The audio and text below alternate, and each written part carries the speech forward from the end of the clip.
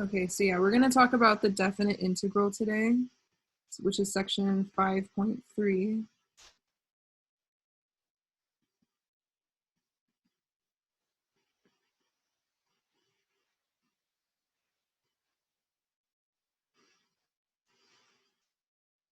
Okay, so first, let me show you kind of what I mean by the definite integral. And so last time we had kind of talked about this integral symbol, right? So this means integral of.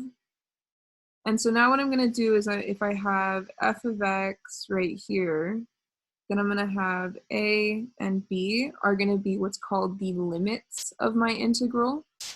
And so a is going to be my lower limit, and b is going to be the upper limit.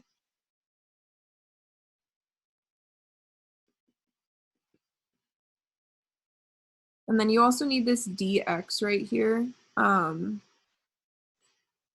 I did not talk about that before. There's a whole section 311, that I skipped. It's called linearization, where it kind of talks about the differential a little bit. Basically, so if you kind of connect this to what we were talking about last time we saw that the Riemann sum, so if you remember that, we were talking about that right before spring break. The Riemann sum was this sum, f of ck delta x sub k, right?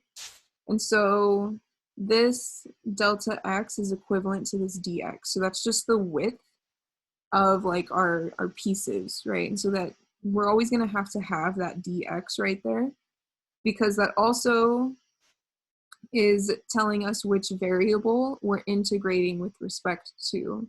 And so I forget if it's in this class or if you're going to see it next semester, but you're also going to start to see things like f of y dy, or maybe even like f of, and I want to say this is calc 3, but I might be wrong about this. You can have like f of x dx dy, where you have like two integrals. Yeah, and so, oh yeah, double integration, that's calc 3. And so this is just telling you, you integrate with respect to x first and then with respect to y. But so that's for 2 semesters from now. But so just kind of keep in mind that what you're talking about now is definitely going to come back to haunt you. So make sure you understand this stuff. But okay, so, oh yeah, and then in words, this is just reading as integral of f of x from a to b with respect to x.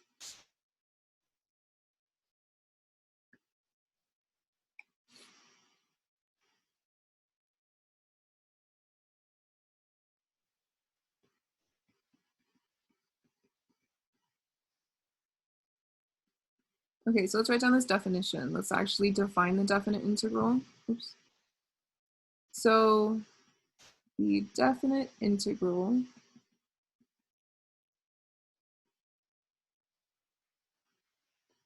of f from a to b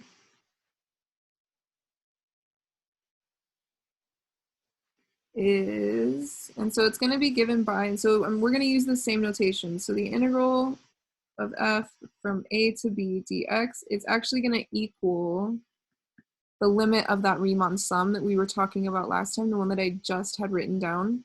And so it's going to be the limit as n approaches infinity of the sum from k equals 1 to n f of c sub k times delta x sub k.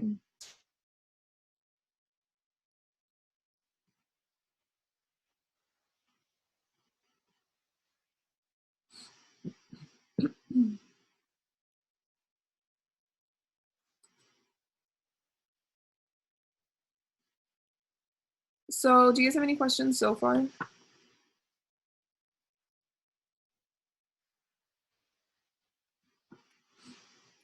Okay, so let me kind of draw a picture. So here, let me explain something. So when f of x is greater than 0,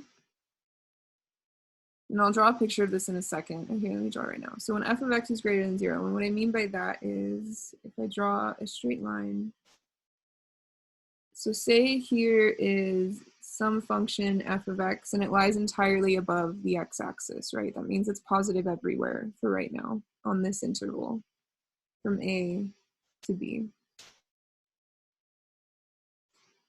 So if this function is positive, then the integral from a to b of f of x dx is the area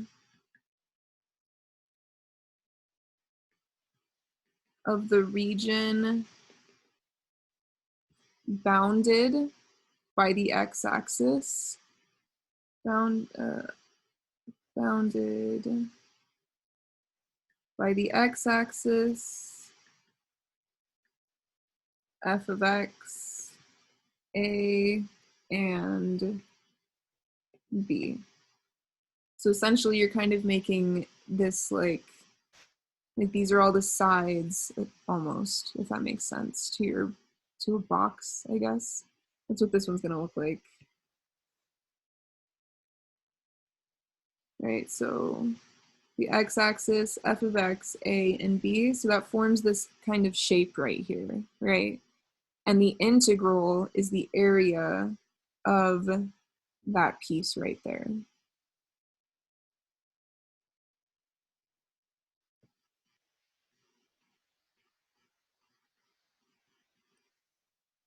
Okay, so that's only if your function is positive on the interval from a to b, right? If at any point, so if at any point f of x is less than 0,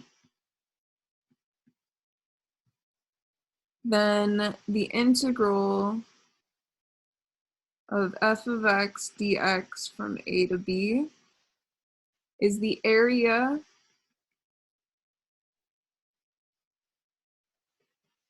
above the x-axis minus the area below the x-axis.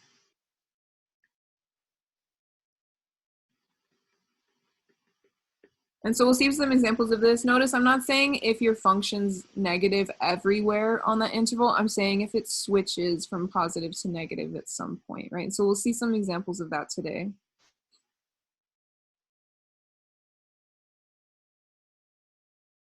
Before we get to those examples though, I kind of want to point out, so let's make a little note. So do you guys have any questions about what I talked about so far before I move on to the next note?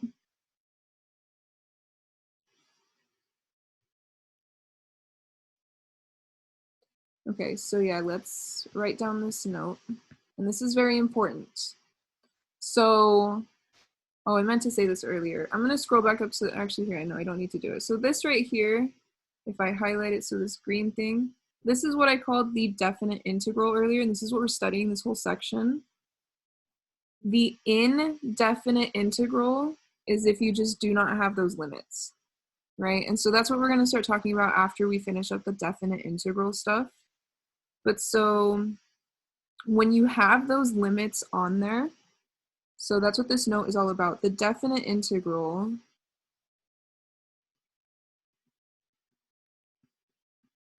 is a number, right? Because it represents area. And because it's a number, it does not depend on x. And so what I mean by that is you can have any variable that you want there, right? So you could have the integral from a to b of f of x dx. Well, that's going to be the same thing as if you have the integral from a to b of f of q dq, or f of t dt, right? I think the only one that you might not want to put there is y.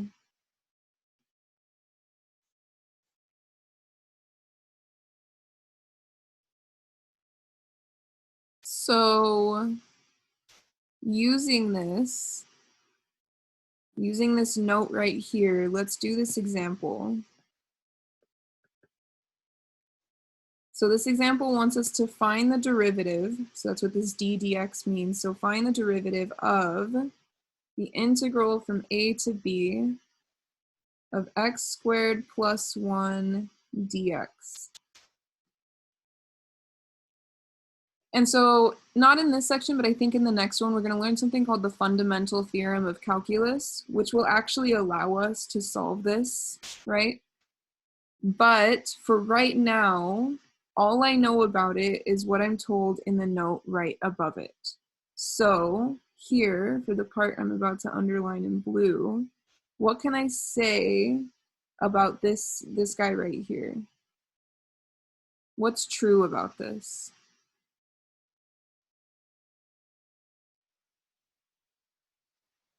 Yeah, it's just a number, right? It's just any random number. Because it's a definite integral, so it represents the area. And so when I take the derivative of it, I'm gonna get 0. Yeah. Are there any questions about this one? Is everybody okay with why I'm getting 0 there?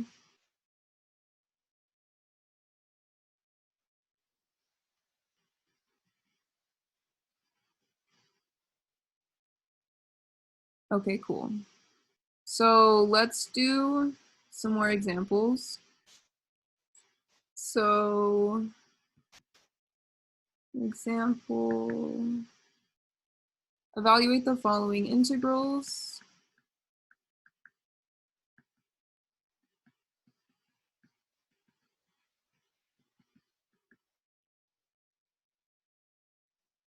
By interpreting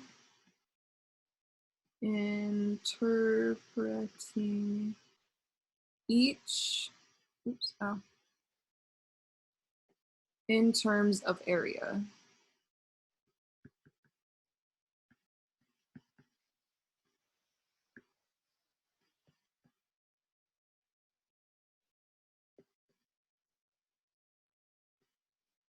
So the first one we're going to look at is the integral from -2 to +3 of 4 dx.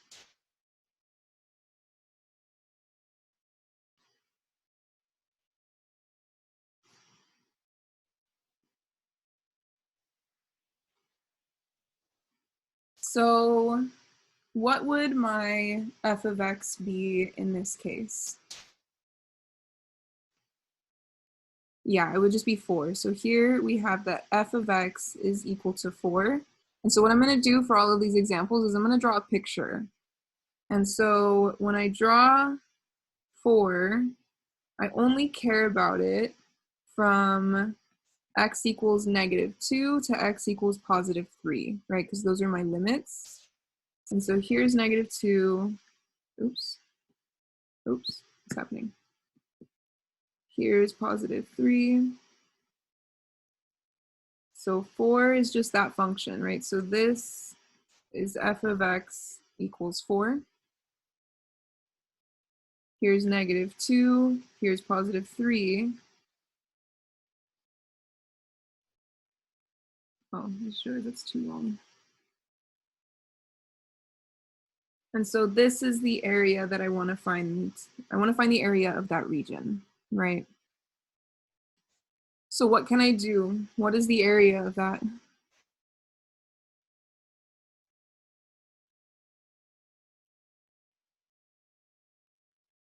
If I had drawn out all of these straight, what would this be?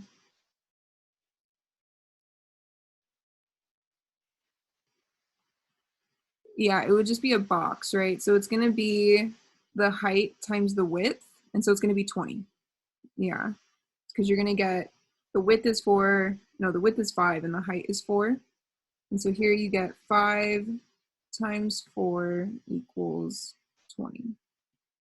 So that's the integral of 4 dx from -2 to +3. Are there any questions about that example?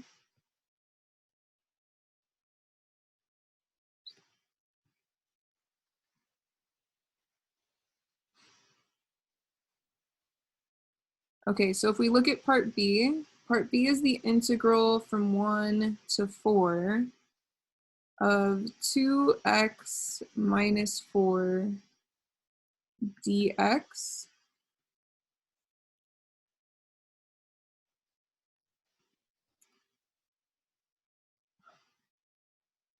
And so here, what's f of x going to be in this case?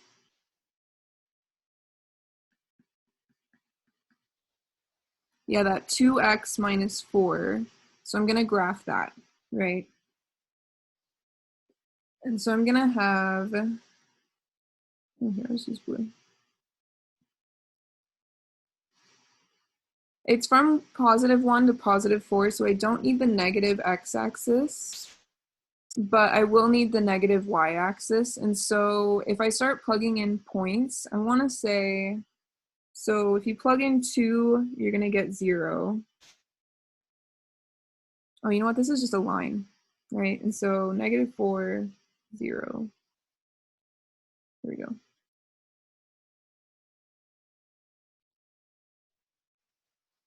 Oh, I need to scale this differently.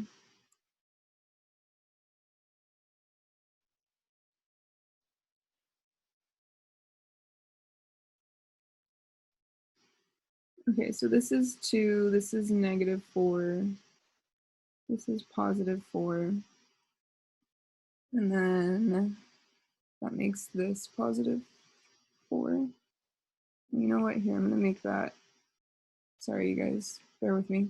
1, 2, 3, 4. So I'm scaling my y-axis and my x-axis differently.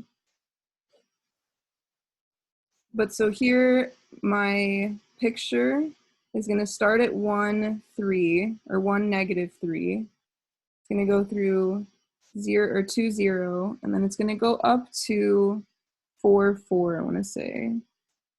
Yeah. So I'm going to have this point, and so it's going to go like that. And so here is my line. Okay, this is not working for me today. Let me erase this one. Oh yeah, is it lagging for anybody? Maybe it's because I'm like erasing a lot.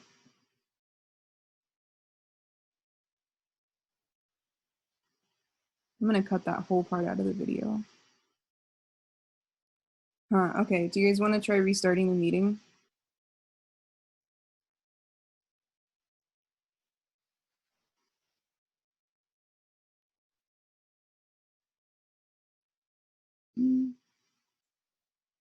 Okay, but yeah, so here's the line. And so if I start to draw kind of like the boundaries from A to B, right? So what I'm gonna do is I'm gonna have, so here's, it's from x equals 1 to x equals 4, right? And so I'm gonna consider these two regions right here. And so this is what I was kind of saying earlier, right? In this part right here, if at any point it's less than 0, then it's going to be the area above the x-axis minus the area below the x-axis. And so that's why I split it into 2 parts, above and below the x-axis, right? And so here, what I'm going to do, if I scroll back down, I'm going to have, so these are triangles, right? So the area of this triangle is going to be 1/2 base times height. Sorry, I was trying to figure out where that 1/2 was coming from. Yeah, it's going to be 1/2 times the base of this bigger triangle. So what's the base of my positive bigger triangle here? Yeah, it's 2. And then the height of it is 4, right? And so that's the area of the first positive triangle. It's the area above the x-axis minus the area below the x-axis. And so I'm still going to have 1/2 times the base, which is just 1 now, times the height, which this is actually -3.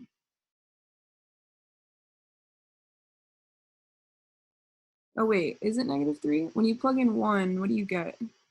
You get -2, not -3. But, so this is slightly wrong, but that's okay. But when I use it in my area, like formula, am I gonna put in negative height or positive height?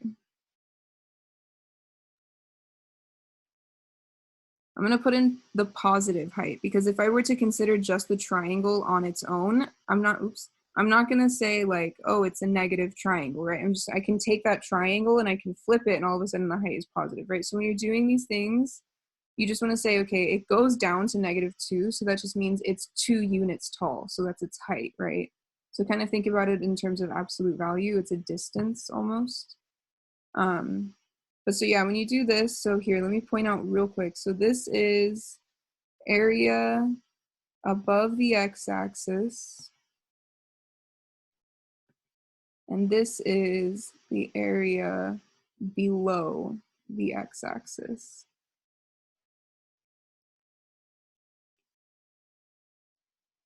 And so when you simplify this, you're just gonna get 4 minus 1, which gives you 3.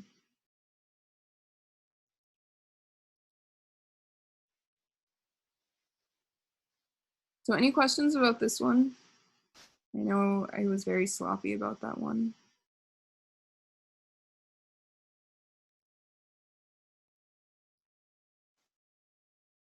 All right, so I'm gonna start writing down part C.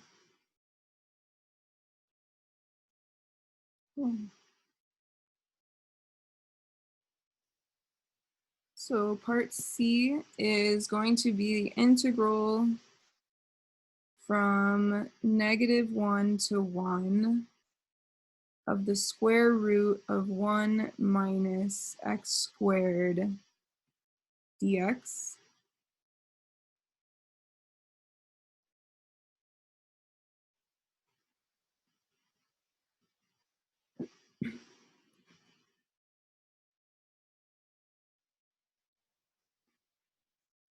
So here we would have that f of x is equal to the square root of 1 minus x squared. So to figure out what the graph of this looks like, I'm gonna mess with this a little bit. Can anybody tell me what it is right now?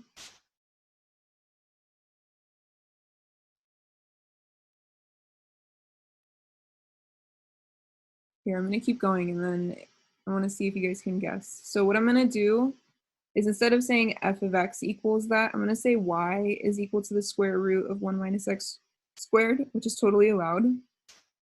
And then I'm gonna square both sides of this. So I now have y squared is equal to 1 minus x squared. And then I'm gonna now have x squared plus y squared equals 1. So now what can you tell me about this?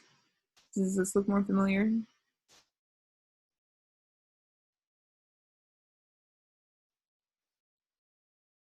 Yeah, this is going to be a circle. So this is a circle with radius 1.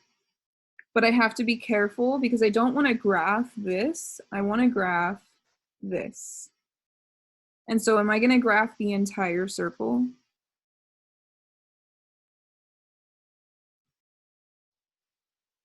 No, I'm only going to graph half of it. It's either going to be the half above the x-axis or the half below the x-axis.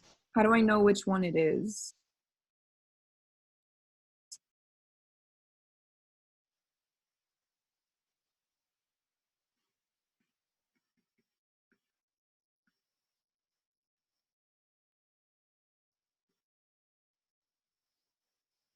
It's going to be from -1 to +1. So it's going to be above the x-axis. Yeah. And so this is the half circle with radius 1 that lies above the x-axis.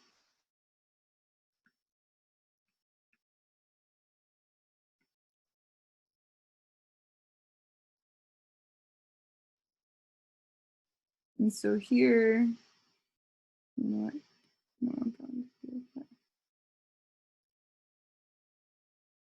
So I'm just gonna go for it. That's ugly. There's my half circle. Here's -1. Here's +1. Here's 1. And so this is the part I'm trying to find the area of.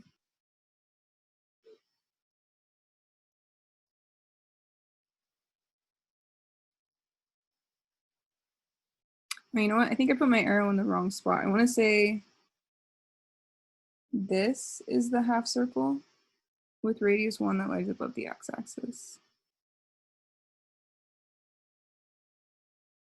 Or you know what? It probably applies to both. Because I want to say to have the part under the x-axis, you would have to put this negative out front of the square root. But okay, so the area of a circle is pi r squared. And so to just take half of that, I'm just going to divide that by 2, right? So that means now that my integral from -1 to +1 of 1 minus x squared dx, that's equal to 1/2 times pi times r squared. And so I'm just getting pi over 2 here.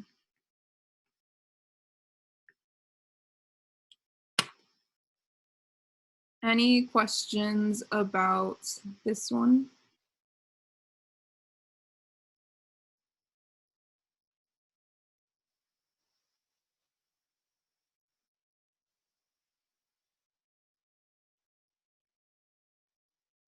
All right, so let's look at part D.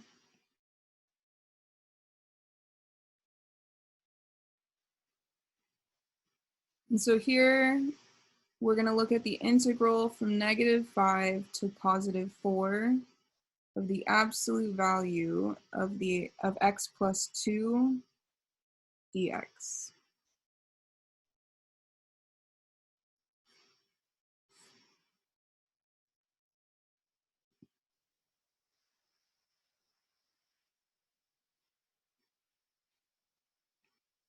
So I'm going to start graphing this because we have that f of x is equal to the absolute value of x plus 2. And so if you remember from algebra, all of your like transformation rules, this is just the absolute value of x shifted to the left 2 units. And so when I graph this, I'm going to have, so I don't need the negative y-axis. So here's -2, here's -5. Oh no, that's -6. And then I want to go all the way to +4. So 1, 2, 3, 4. And so the absolute value is just going to look like, let me see if I can get it. This to here.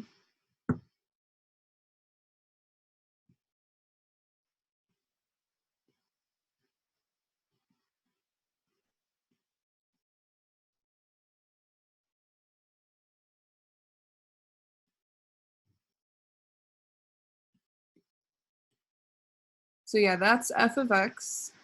And then now I just need to find, so here's one like triangle. So I need to find the area of this really big triangle. And then I also need to find the area of this triangle. Am I going to subtract their areas this time though? No, I'm going to add them. And so the area of this first triangle is going to be 1/2 times 3, because that's the base. And then, oh, you know what? This line is wrong. It should go up to +3 for -5. And so yeah, here, the height is also 3 as well as the width. And then instead of subtracting, because they're both above the x-axis, I'm going to add their areas together. And so the area of the bigger triangle is 1/2 6 times 6. And so here, when you do all of this, you get 45 over 2. And so that's your answer.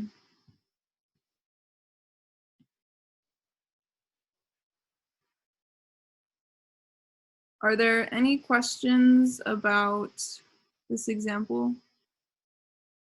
Or any of the ones that we did in this A through D?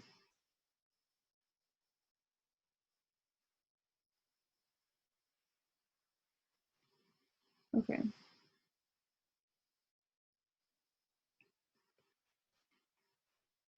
So let's move on and talk about some properties of these definite integrals. So properties of definite integrals.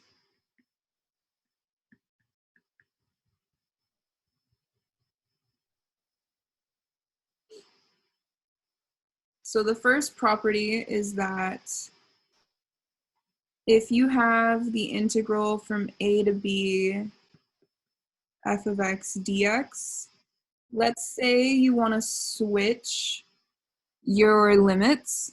You want to switch a and b for whatever reason, which this will come up quite a bit later on. But if I want to switch my limits, I'm allowed to, as long as I put a negative sign out front of my integral.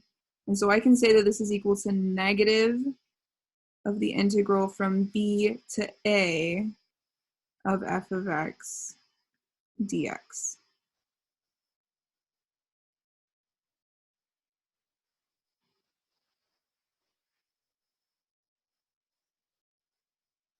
The second property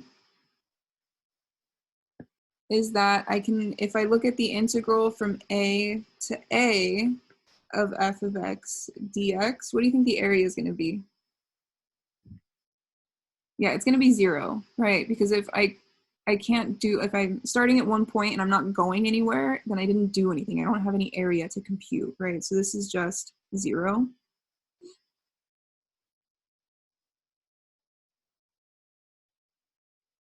The third property is if you have the integral from a to b of a constant, so like that first one that we did, that first example, part A, what do you think I'm going to get?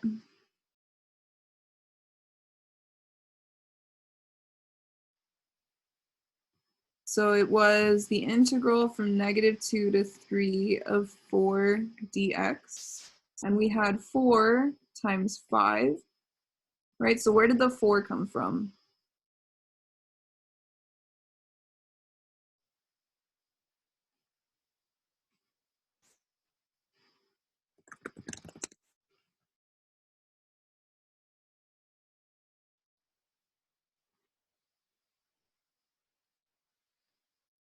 Yeah, that's f of x, or in this case, if I'm looking at this example, it's just going to be c here, right?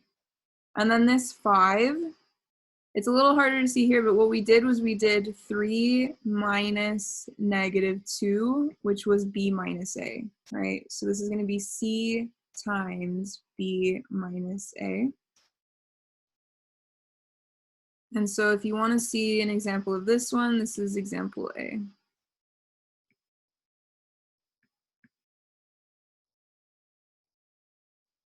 The fourth property is the one that says you can split up an integral based on addition, right? So if I have the integral of two functions of f of x, either plus or minus g of x dx, then I can split that up into two separate integrals.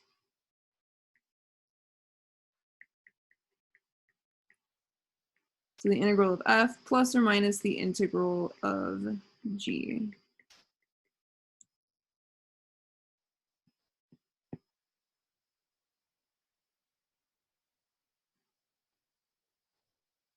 The fifth property is the one where you can take a constant out front.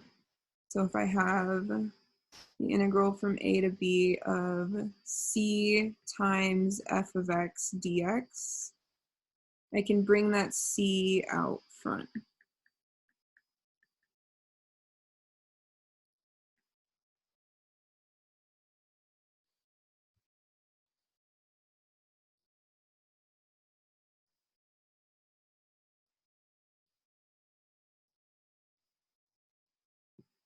Okay, the last one.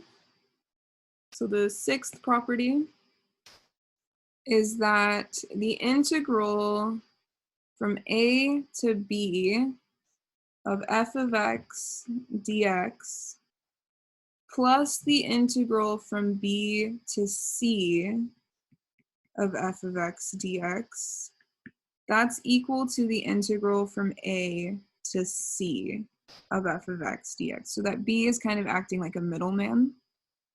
And I can essentially, I don't have to consider it if I look at this third integral from a to c.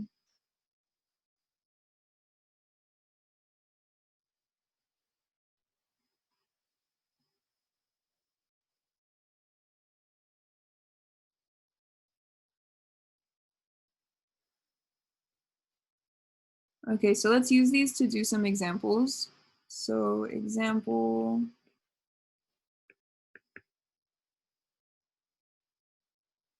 oops. Here, suppose that the integral from 3 to 7 of f of x dx is equal to 7. The integral from 3 to 9 of f of x dx is equal to 30. And the last one, the integral from 7 to 12 of f of x dx is equal to 11. And we're going to find parts A through C.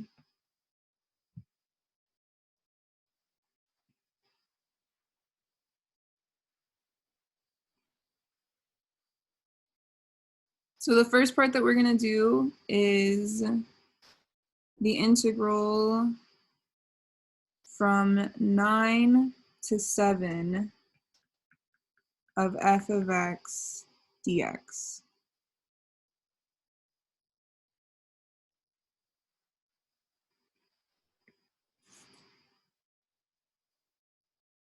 So any ideas? If I wanted to, so normally when you're doing integrals like this, you always want the smaller number to be your lower limit. So if I want to flip my limits, what should I do as well? So if I want to say that this instead is equal to the integral from 7 to 9 of f of x dx, what am I going to need to put out front of there? Yeah, a negative, right? And so I know this is true, but do I have this integral that I just wrote from 7 to 9?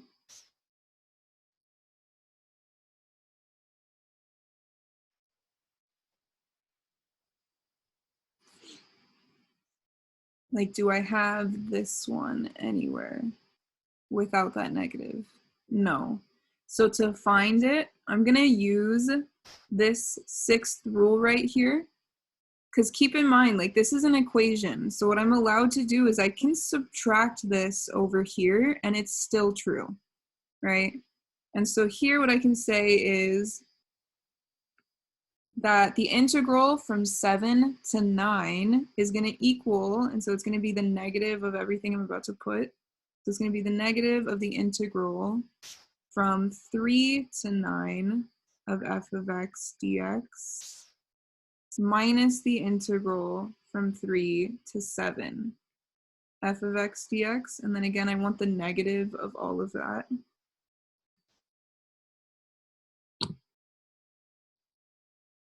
And so if I were to kind of like label these, so if I did, what are some letters? I'll use P, Q, and R. So I have P plus Q equals R. Well, in this case, this one, the one that I care about, so this would be R right here, right? Because 9 would be A and C would be, or no, 9 would be C and 3 would be A.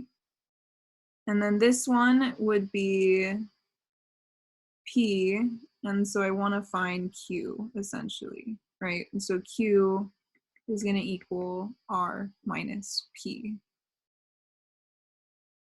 But okay, so I'm going to erase all of the red. So yeah, that's what you should be getting. And so since we have these two pieces, I want to say we have both of these pieces. Yeah. Then I can just find my answer now. So I'm going to have the integral from 3 to 9 of f of x. I was told that that's 30. And then I'm going to subtract that from the integral from 3 to 7, which is 7. And so my answer is negative 23. So are there any questions about this part?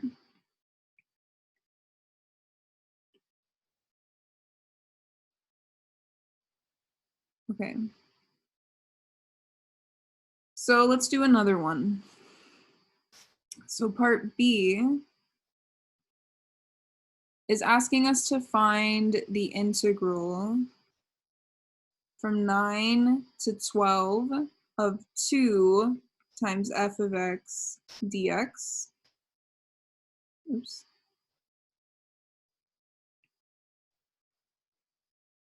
So the first thing I should do is I should take care of that 2. So what can I do with that 2?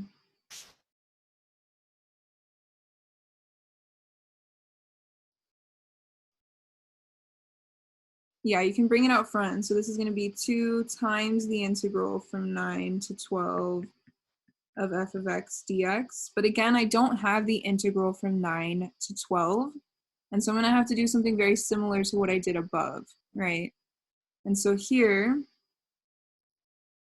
I'm going to have 2 times the integral from 7 to 12 of f of x dx minus the integral from 7 to 9 of f of x dx. And I now know the integral from 7 to 9 from part A, right?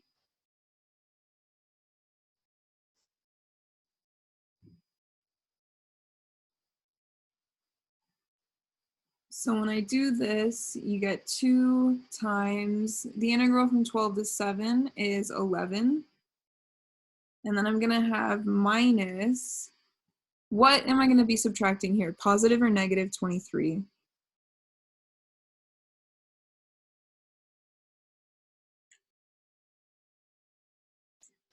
Okay, so this is where we have to be very careful. In part A, we found the integral from 9 to 7 is negative 23. So that means when I flip these limits and I take the negative, I'm also taking the negative of this. And so yeah, I'm going to use positive 23. I should have put the positive there. Does that make sense?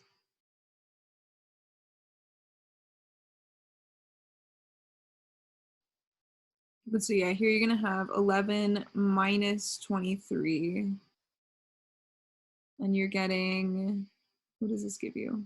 Negative 24.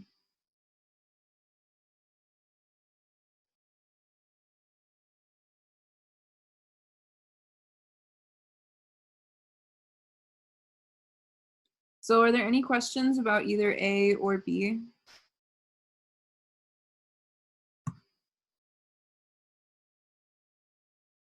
Okay, so before I let you guys go for the day, let's do part C.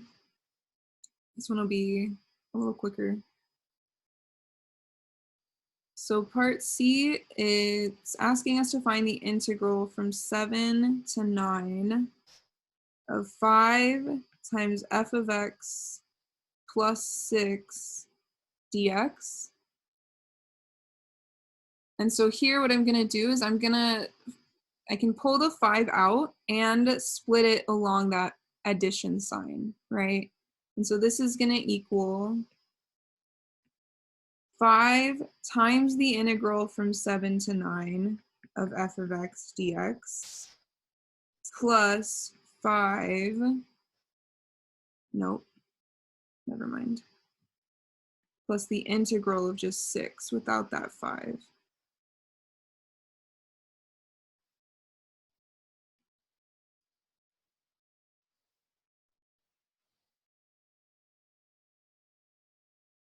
And so we already found this integral above, so we don't have to play with any of the rules. So we said it was 23, right? It's positive 23 because when I flip the limits, that's when it's negative. So 5 times 23 plus, and then so this is just that constant rule. So this is going to be rule number 1. So this is 6 times b minus a, which is going to be 9 minus 7. And so, oh, what's 5 times 23? This is 115 plus 12. And so you're getting 127. Did I do all of that right?